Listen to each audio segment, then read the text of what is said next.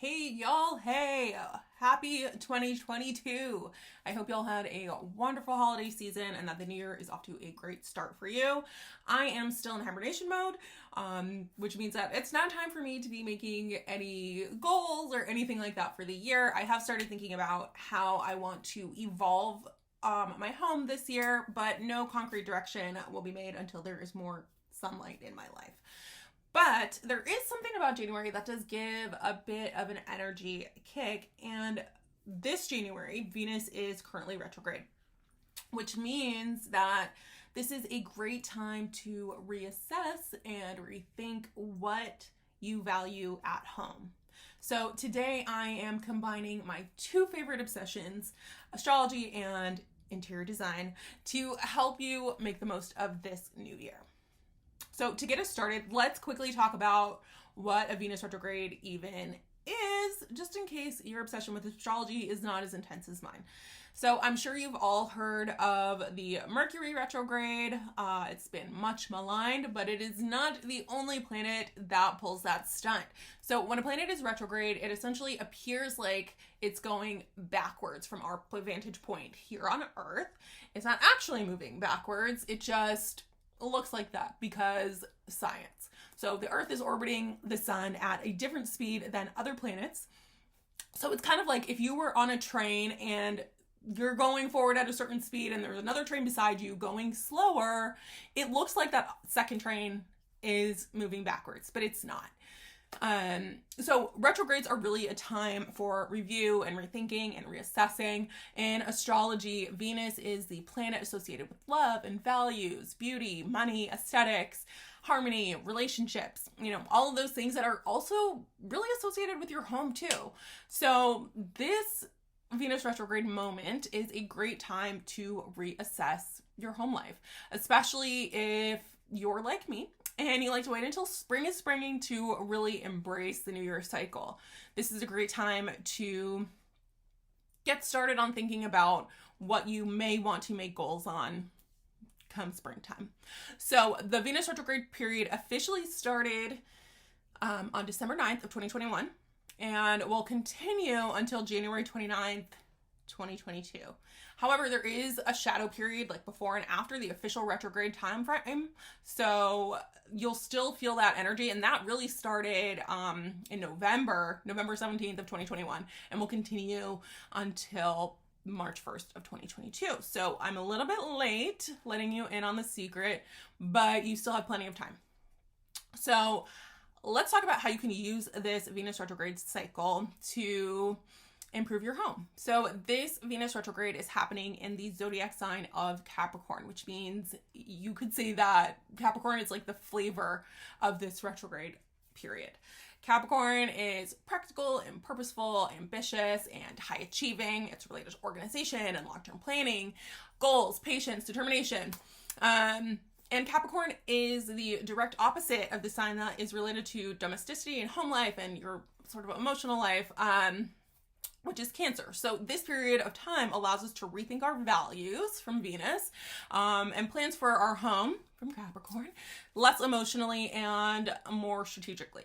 So while this may not be the best time for actually undertaking those beautifying projects of renovating and redecorating or even making really major investments in your home, it is a great time for reviewing the current state of your home and how you live within it. It's great for reassessing your values and how your home reflects those values or doesn't, and planning the actions that you want to take to better align with those things. So here are 3 things to think about during this Venus retrograde period. Number 1, your relationship to your home and the things and the people in it. Does the furniture and decor in your home allow you to live in the way that you want? Does it provide the feels and the function you need in order to thrive at home? Does how you relate to the people and things in your home reflect your values? So a quick example of this, I've been holding on to some furniture that we didn't have a place for anymore. And it's just kind of been chilling in our guest room, which we converted to a gym during the whole pandemic. So it's been at least a year that it has been a gym and not a guest room. And there has been Like I had 2 armchairs. No, I had 4 armchairs. Why? I had several armchairs in there. I had a desk, another desk chair, that were things that we used to use, but as we have updated our home, we just didn't have anywhere to use them anymore. And I had kept them because I was thinking that maybe one day I could sell them. And then, I don't know, I guess I just finally had enough last week. And so I packed everything up and threw it in my swagger wagon, packed up my husband's pickup truck, and we just took everything to Goodwill. Since then, I have worked out 6 times. Okay, previously when all that stuff was in there, I never worked out. It was supposed to be a gym. We have the mirror in there. I never used it because it didn't feel like there was enough space. But now that it is really set up and it's open and there's not the energetic drain and the space being taken up by things that we don't need or use, we're actually able to make a better use of that space and use it for something that is more important to me than storage. So, did I make any money off of the furniture? No, but the value to me was really in having a space that's usable. I hate having spots in my home that are just kind of for storage. Like even my garage is the disaster right now with a lot of stuff that we're storing in there, and it bothers me every day. One of these days I'm going to get around to it. So that was really where my value lay, and not so much in being able to make a few bucks off of the furniture. Fun fact, I actually did try to sell it to a consignment store and they rejected it. They told me they didn't have a market for it. So it's fine. I'm only a little bit butthurt, whatever. So the second thing you can think about are the physical changes that you would like to make to your space this year or even over a longer period of time. There's really no reason to restrict yourself to this 1 year time frame. We got time. And I like to think about this from 2 perspectives, functional and aesthetic. So even if you're done decorating your home, are we ever really done? Think about the ways in which you're using your space and how the material possessions that you have in it reflect your personality and your style. And if they align with how you want to live your life, and how you want to feel at home. If you need a little help with this, I have a resource to help you out in the VIP vault. There is a video and a worksheet called The 4 Principles of a Fully Functional Home. And you can use that to go through your space and create a more enjoyable experience in your home without having to buy anything new. Then if we're looking at this from an aesthetic perspective, you want to think about, does your home reflect who you are and your style?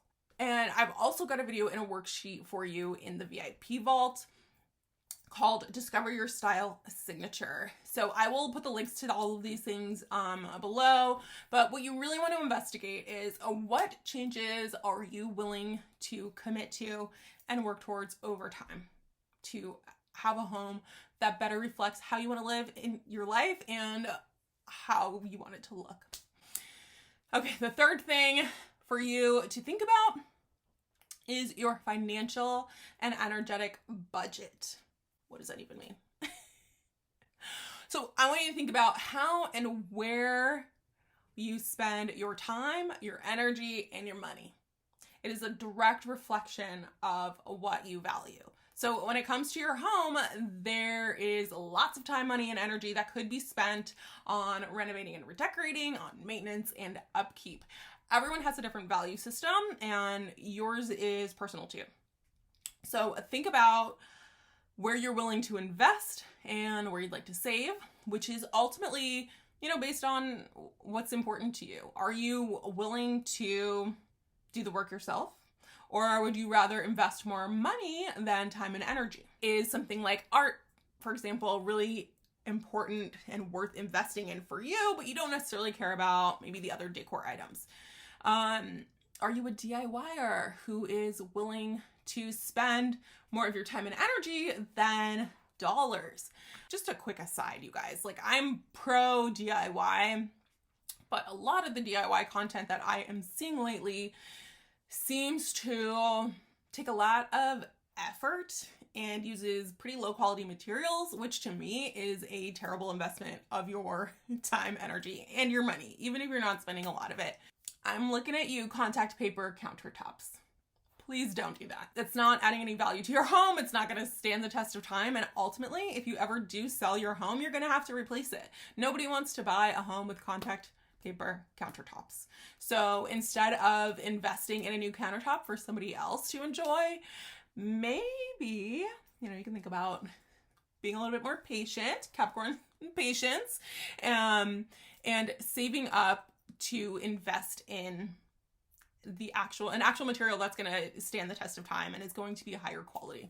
At the end of the day, it's up to you. Like, if you really don't care, maybe this is your forever home, and your contact paper countertop is a stopgap solution for now, and you're fine with spending the time and energy, and when you're ready, you're gonna upgrade that to granite or marble or whatever, fine. But just think about really how you're spending your time and energy, and like how many times do you want to go back and redo things. Stepping off my soapbox. My perspective as an interior decorator and a professional homemaker is that you should invest in finishes and furniture whenever you can, period. So the one thing you really need to think about in order to budget your time, energy, and money is what you value and how that translates to your home life. Take it a step further by also thinking about, where those values come from. Are they really your values, or are they things that you've picked up? Is it what you were taught growing up? Or is it just things that you've picked up through the culture? And reflect on whether or not those things are really still values for you, if that really aligns with your true values. So if you're not sure about what things actually cost or what things are worth investing in, it can be really helpful, whether you're talking about from a time, energy, or financial perspective, to call in reinforcements and enlist the help of a professional interior designer or decorator. Last but not least, think about your relationship to quality. How do you define it, and how does that match up with what's in your home? So quality really relates to the features and characteristics of a product or a service or a relationship or whatever, and affects how well or not something meets your needs and standards. So you can think about this from several different angles. You can think about the quality of the physical products you have in your home, like your furniture and your decor.